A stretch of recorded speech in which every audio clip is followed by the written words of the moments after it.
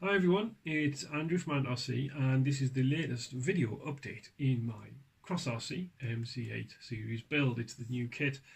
If you've not caught up on the previous episodes, this is the 2018 kit and it's the C version of said kit. So it's the premium quality kit, just to draw a major distinction between mine and Terry's. He's building the MC6B kit, which doesn't have a shiny red premium quality badge on his instruction book. But I will come back to that claim of premium quality very shortly because I'm going to take issue with it.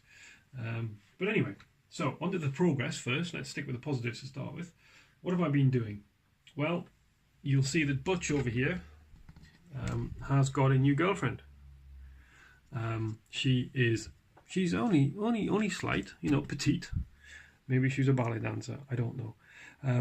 But she's going to be in the passenger seat next to Butch there. I think she's wearing ginger tights. I think that's the impression. I don't think they're somebody else's legs. Or at least I hope not anyway. That would be a bit ghoulish. Anyhow, I digress. Let's leave her legs for now. I've been building some scale accessories. So big props out to Axial, who give you a PDF. You can download PDFs of virtually. You can download PDFs of virtually every box that Axial have produced in a perfect 10 scale PDF that you just cut out, fold where it says, glue where it says, and you will end up with a lovely scale box. If you've ever wondered where people get these from, that's where. The secret's out now, gang, sorry. I made a few maps, print out a bit of Google Map page to scale and fold it up. Constantina style, he's got another one in his hands, and 3 scale magazines, which are basically just a downscaled actual cover image, and with a bunch of blank sheets glued on the back, just cut down paper. It's not difficult, but a Yoo-hoo glue. Bob's your uncle. So they're going to go in the cab, and a few of their like Starbucks cup and stuff are going to go in there as well. So yeah, so I've distressed the dashboard, so that now has some weathering on it, some highlights, some shadowy contrast on it. It's CB radios in there as well now, as previously promised. I've lost the handle. I haven't lost it, but it fell off during handling, which is great, so it's going to get glued onto those white marks you can see at the end of the bulkhead. Reattached, I should say. The cab itself has the kit interior light fitted now and cabling. It has 2 Red Cross boxes on above each door. Now they are spotlight, rectangular spotlight covers without the stickers on, obviously, and a watercolor Red Cross painted on. I couldn't find anything to make a Red Cross out of, like a decal or something. Being watercolor, it's a bit prone to not staying put, but it's a little bit pinky as well. You can't really see on the camera, thank goodness, but the boxes are a bit pinky now. That one I've just had to redo after gluing it on, so that's a bit of a work in progress, that one. Yeah, so I may yet find some red decal and cut my crosses out of that. But anyway, so that's pretty much where the interior is. It's not far shy of being fully assembled with these bits and bobs to go in it. I'm going to put a fire extinguisher in between the seats. Here's the floor. I should just round the whole thing off. Here's the floor that's also been distressed, shall we call it, and I've put a couple of control levers in which aren't mentioned in the kit. Well, these ones came out of an axial sprue.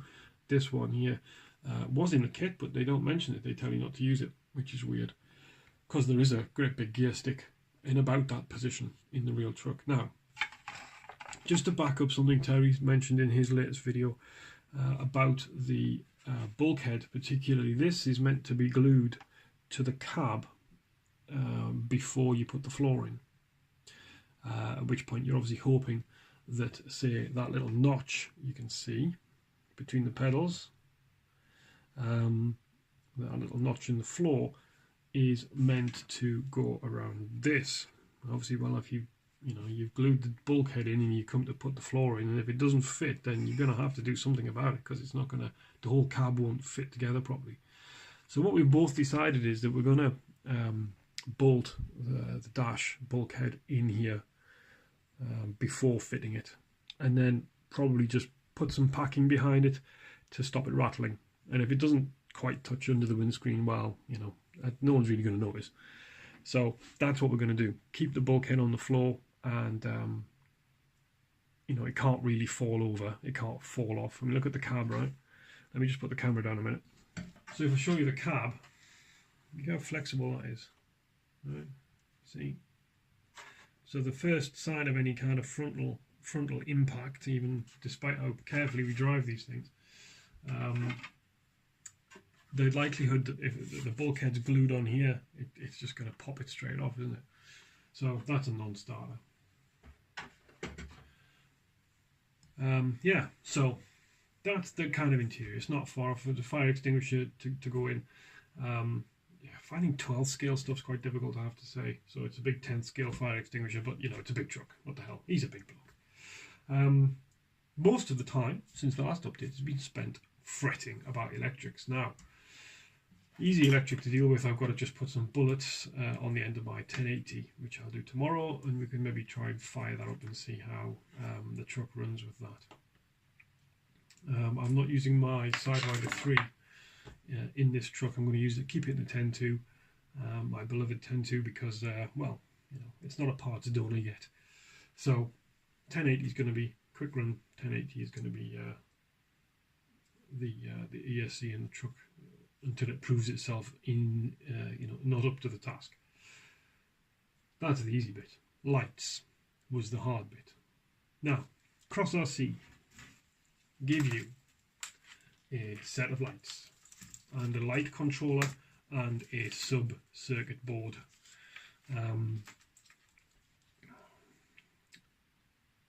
Cut a long story short, it's rubbish. Basically, this didn't work at all.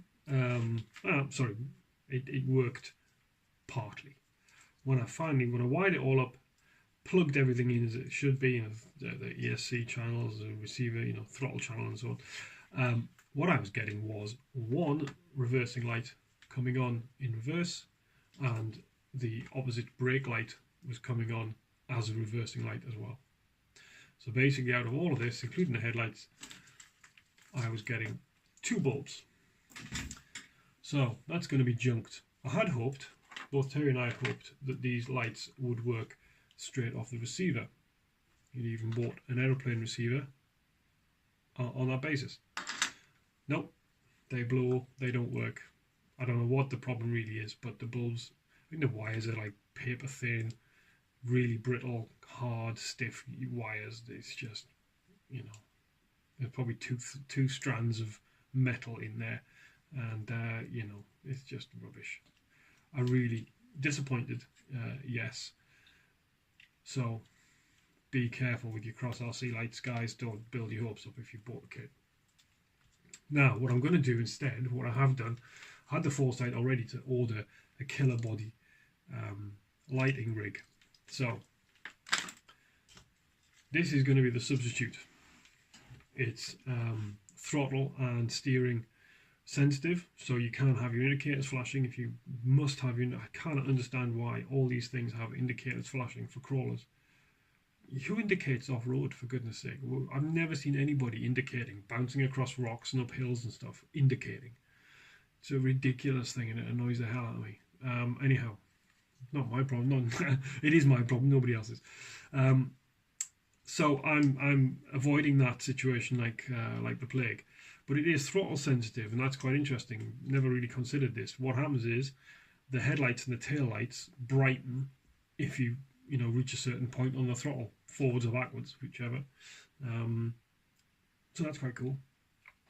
What I've done is replace the headlights that came with the killer body set with 2 that comes as a string of 4 or a string of 6 headlight. It's meant to include like a lighting bar and stuff, which I'm not using. So I took all them out and I've used a set of just standard 5 amp LED white lights, and they're going to be the headlights. Nice and bright, using the kit headlight shells because obviously they fit into the whole assembly. I'm going to have obviously two brake lights. They are going to be red obviously, and they also are speed sensitive in reverse, so they act as reversing lights. I could have some white lights as reverse lights, but I'm not going to have that 3-stage thing on the ESC. So it's going to be forward or backwards. It's not going to be reverse, stop, sorry, it's not going to be brake and then reverse. You know, that kind of 3-step setup you can choose. No, mine's just going to be forwards or backwards. So the red lights are going to be on all the time, but then they go bright when it goes in reverse. That's the upshot of it. The orange lights, these yellow wires, there are two. I've got 2 of them. There's the only problem with this. I got 4. You get two strings of 2 lights, and one of them didn't work. One of the bulbs didn't work. So, but that's okay.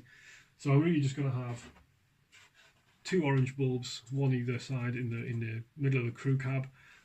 They're going to be dim, so like running lights basically, which is cool. That is all going to be powered through the throttle and the steering channel, so that's really good as well. It draws its power from those 2. It doesn't take up another receiver slot, doesn't take up another servo plug on your receiver, another channel. That's what I'm trying to get to, isn't it? It doesn't take up another channel, so that's really cool. Sound unit is another thing, so I've got to try this tomorrow, see what this is like. I hope it's going to be really good. It might be rubbish, it might not even work at all, given the lighting circuit's appalling, well, just kind of disappointment. It may not even work at all. So if it works and it sounds good, I might have it in the rig for a bit. I don't know. My hopes aren't high, but there you go. That's the next thing. And then there's another thing, which is Terry's already shown his off, which so I won't linger on this, but it's the RC 4-wheel drive, 4-channel wireless, you know, light switch, which is really like an amazing thing. £35 is quite expensive, but it's you run out of channels on your receiver, especially on the pistol transmitters, you know. And there you go, there's another 4 channels for you straight off. So it's going to power my front spotlights, which I think I showed you this last time, but not with these. These are the actual ones now, the black aluminium ones. So they're going to sit on the front like so. I'm not having anything up here. I don't like that look. I'm going to have them down here, covering up the absence of the MAN badge. Obviously, the licensing rights went belly up, presumably, so they're not allowed to put MAN on the front anymore. And these are good because they don't have any wires at the back, just a circuit board, so they fit nice and flush. Yeah,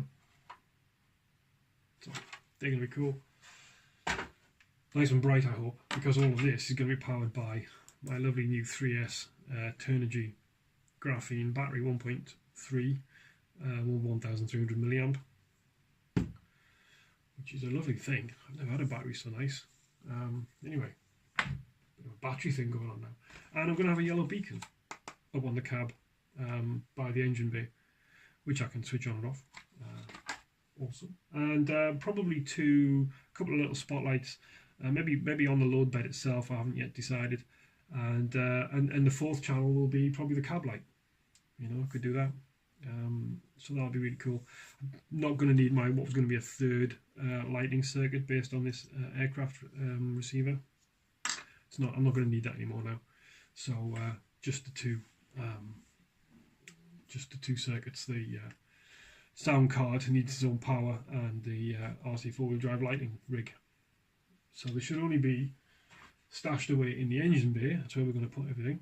There should only be 2 batteries, 2 sets of electrics in there, which is going to be good. So that's where I'm up to with that.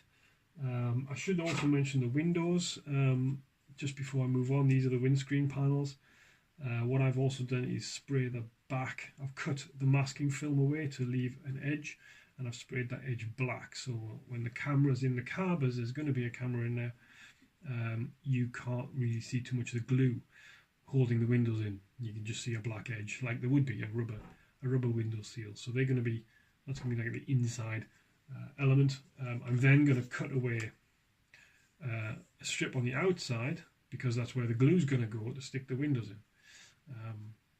And then I may take the film off and mask the whole window, or I may leave the film on and hope that when I spray the outside of the body, all is well.